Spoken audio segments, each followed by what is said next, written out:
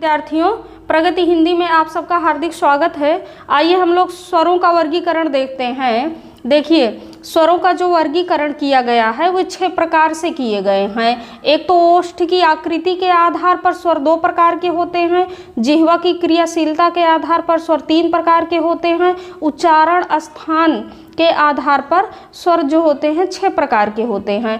तालु की स्थिति या मुख विवर के आधार पर 4 प्रकार के होते हैं और बनावट, रचना या निर्माण के आधार पर 2 प्रकार के होते हैं। मात्रा, काल या उच्चारण में लगने वाले समय के आधार पर 3 प्रकार के होते हैं। तो देखिए हम लोग एक एक को देखते हैं।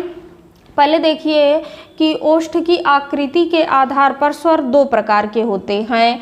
तो आपसे पूछा जा सकता है कि ओष्ठ की आकृति के आधार पर स्वर कितने प्रकार के होते हैं। तो 2 प्रकार हो जाएगा, एक तो वृत्ताकार हो जाएगा, दूसरा अवृत्ताकार हो जाएगा।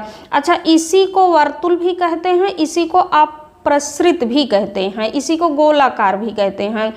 प्रसृत का अर्थ होता है फैल जाना और आ का होता है कि जो ना फैले, नहीं का सूचक है। तो अर्थात जो वृत्ताकार स्वर हैं उनके उच्चारण में हमारे होंठ गोल रहते हैं, ना कि फैलते हैं, फैलते नहीं है, गोल रहते हैं। तो इसमें कौन कौन से स्वर आएंगे? आपका उ हो जाएगा, ओ औ हो जाएगा, है ना। उच्चारण करके देख लीजिए, परीक्षा हाल में भी बैठिएगा, जब ना समझ में आए तो आप उच्चारण करके देख लेंगे कि उ ओ औ के उच्चारण में होंठ गोल हो जाते हैं।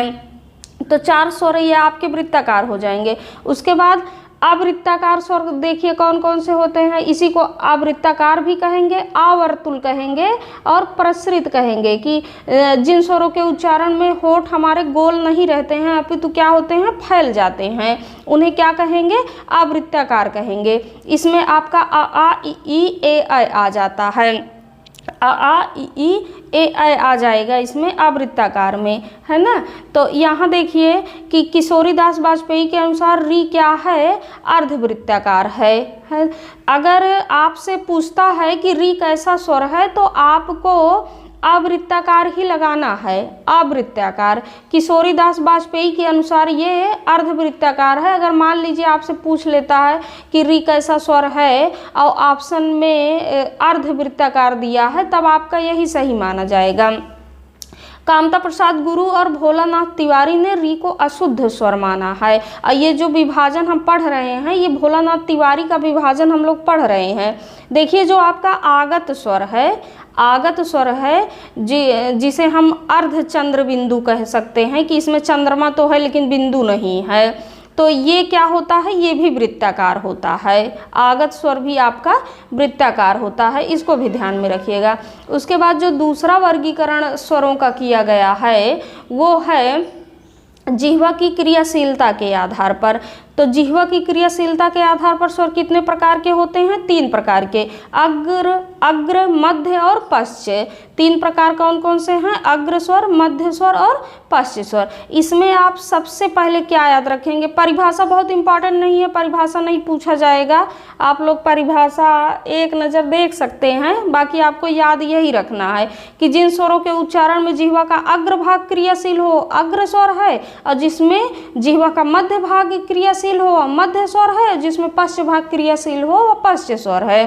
तो देखिए आप यहाँ याद रखेंगे मध्य स्वर आपका आ है, इसको आप भूलिएगा नहीं, मध्य स्वर आपका आ है, मध्य स्वर आ है। उसके बाद देखिए कि 3 की गिनती से जितने भी स्वर बनते हैं, 3 की गिनती से जितने भी स्वर बनते हैं वो सब किस में चले जाएंगे, पश्च में चले जाएंगे। अब देखो ये जो आगत स्वर है यह भी 3 की गिनती से बनेगा कि नहीं, ये भी बनेगा, देख लीजिए ये भी बनेगा, ये भी बनेगा, ये भी बनेगा, ये भी बनेगा। तो ये सब किस में जाएगा, पश्च में जाएगा। और जो बच रहा है वो आपका अग्र स्वर हो जाएगा। तो ई ए ऐ और री ये किस में चले जाएंगे, अग्र स्वर में चले जाएंगे। तो ध्यान रखिएगा आप लोग। किशोरीदास वाजपेयी ने री को अग्र स्वर माना है, किशोरीदास वाजपेयी ने री को क्या माना है, अग्र स्वर माना है। अब तीसरा वर्गीकरण हम लोग देख रहे हैं उच्चारण स्थान के आधार पर। तो उच्चारण स्थान के आधार पर स्वर जो होते हैं वो 6 प्रकार के होते हैं। कंठ है, तालु है, मूर्धा है, ओट्स है, ओट्स है, और क्या है, कंठ तालु, पांचवा कंठ तालु हो गया और कंठ ओष्ठ हो गया।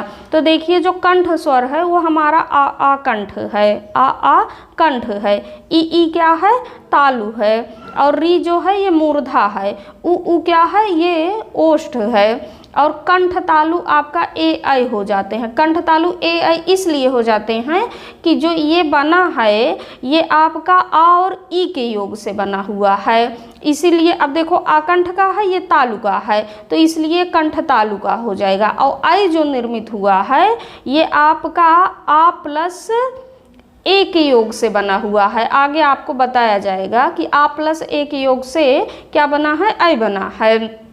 तो ये कंठ तालु हो गया। उसके बाद देखिए कंठ ओष्ठ आपका क्या हो जाएगा, ओ औ, कंठ ओष्ठ हो जाते हैं। क्यों हो जाते हैं कि इसका जो निर्माण हुआ है वो आ प्लस उ के योग से बना हुआ है। आपका ओ जो बना है वो आ प्लस उ के योग से बना हुआ है, तो ये कंठ का है और ये ओष्ठ का है, तो इसीलिए ये कंठ ओष्ठ का हो जाएगा। और उसी तरह जो औ है ये आ प्लस ओ के योग से बना हुआ है, आ प्लस ओ के योग से बना हुआ है, औ बना है। तो हम लोग 3 वर्गीकरण तक देख लिए हैं, ओष्ठ की आकृति के आधार पर, जिह्वा की क्रियाशीलता के आधार पर, उच्चारण स्थान के आधार पर। तो इसके आगे हम लोग अगले वीडियो में देखते हैं। नमस्कार।